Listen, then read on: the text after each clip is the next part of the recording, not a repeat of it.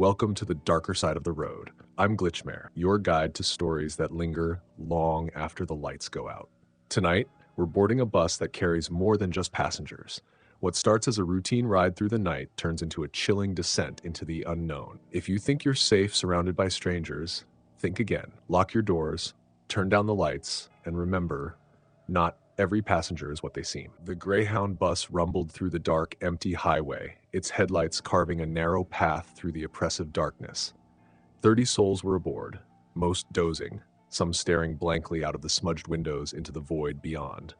It was the kind of silence only found in the dead of night, a quiet so profound it seemed unnatural. Maggie, the driver, kept her eyes glued to the road, her hands gripping the wheel tightly. She had driven this route 100 times before, but something about tonight felt wrong. The air was thick with a sense of unease that clung to her skin like damp fog. She stole a glance at the rearview mirror and saw the passengers, tired, disheveled, and unaware. All except one. The man sat in the very back row, his face obscured by the shadows. Maggie couldn't recall when he had boarded. Maybe at the last stop, maybe before. She didn't remember seeing his ticket, and that bothered her. He hadn't moved since she'd noticed him, his head slightly tilted as if he were listening to something only he could hear. A sudden jolt snapped her attention to the road. The bus hit a pothole, and Maggie gritted her teeth. The highway was notoriously bad in this area, but tonight the cracks seemed deeper, the road more unforgiving. "Long night, huh?" A voice broke through the silence. Startled, Maggie looked to her right. A young woman had approached the driver's seat, her eyes wide with fear. Her name tag from a convenience store hung loosely from her jacket. "Can I help you?" Maggie asked, her tone sharper than intended. The woman hesitated. "Did you see him?" "See who?" "The guy in the back," she whispered, glancing over her shoulder. "He keeps staring at me. Hasn't blinked once." Maggie stiffened.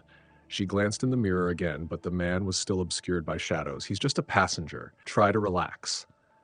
The woman opened her mouth to reply, but the bus suddenly lurched to the side. Maggie fought the wheel, keeping the vehicle on the road. The passengers woke, groaning and muttering, but one voice rose above the rest. A child screamed. It was a blood-curdling, bone-chilling wail that cut through the night like a blade. Maggie's heart thundered in her chest as she scanned the bus. A little boy was pointing toward the back, his face pale with terror. "He's coming!" The boy shrieked. "He's coming for us!" Chaos erupted. Passengers began shouting, some demanding to know what was going on, others trying to calm the panicked child. Maggie slammed on the brakes, bringing the bus to a screeching halt. The world outside was pitch black, the kind of darkness that felt alive.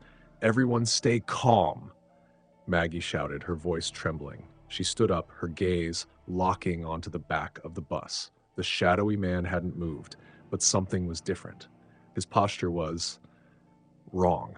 His head was now tilted at an unnatural angle, almost upside down, and his eyes, Maggie's stomach twisted. They were glowing faintly like embers in a dying fire. "Sir?" she said, her voice faltering. "You need to leave the bus." He didn't respond. Instead, he slowly stood, his movements jerky, like a marionette being pulled by invisible strings. The passengers gasped, shrinking back as the man stepped into the dim light.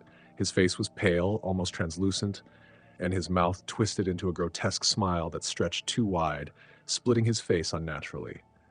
"You shouldn't have stopped," he rasped, his voice echoing unnaturally. It wasn't one voice, but many, overlapping in a discordant symphony of terror. Maggie felt rooted to the spot as the temperature in the bus plummeted. Frost crept up the windows, and the lights flickered wildly. The passengers screamed, but their voices were drowned out by a deafening roar that came from nowhere and everywhere at once. The man, or whatever he was, took another step forward. Maggie could see his hands now, long and clawed, dragging across the metal seats, leaving deep gouges. "You brought me here," he hissed, his glowing eyes locking onto Maggie. "And now I will take them all." Suddenly, the bus lights went out completely, plunging them into darkness.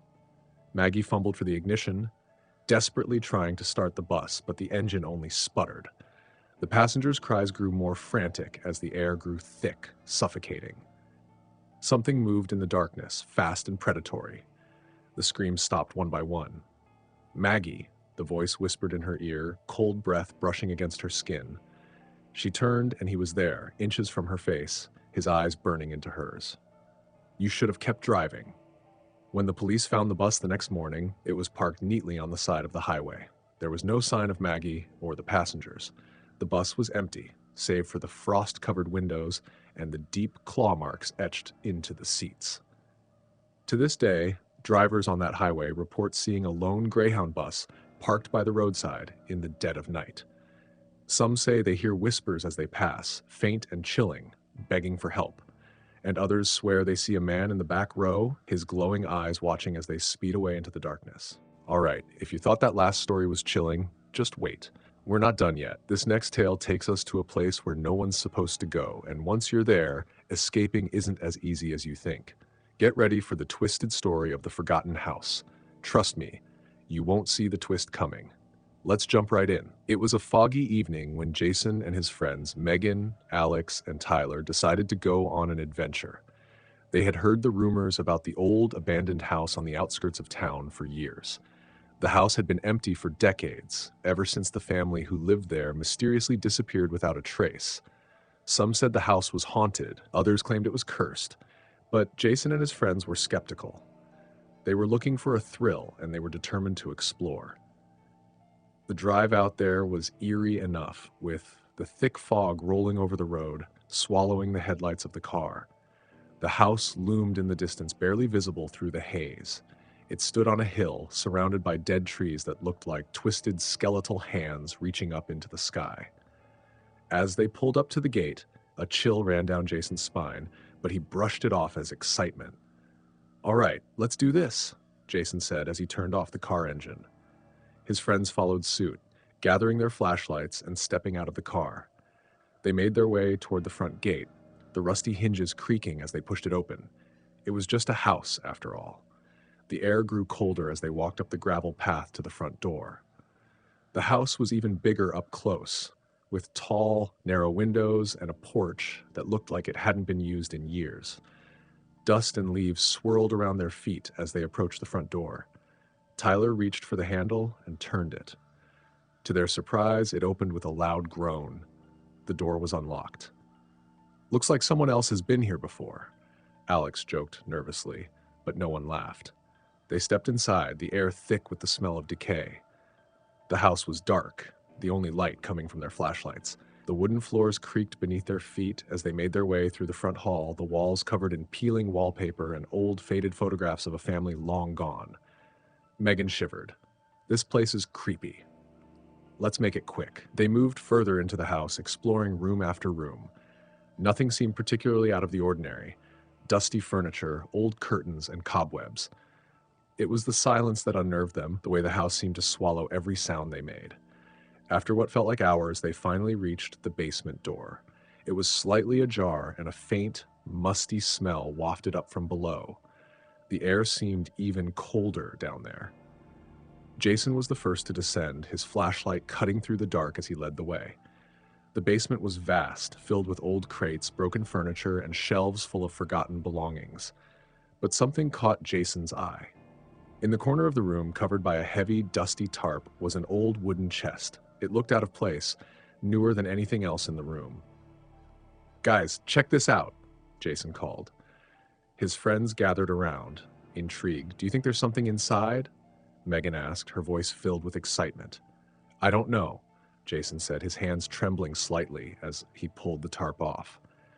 When the chest was revealed, it looked ancient, with intricate carvings covering its surface. Jason knelt down and tried to open it, but it was locked.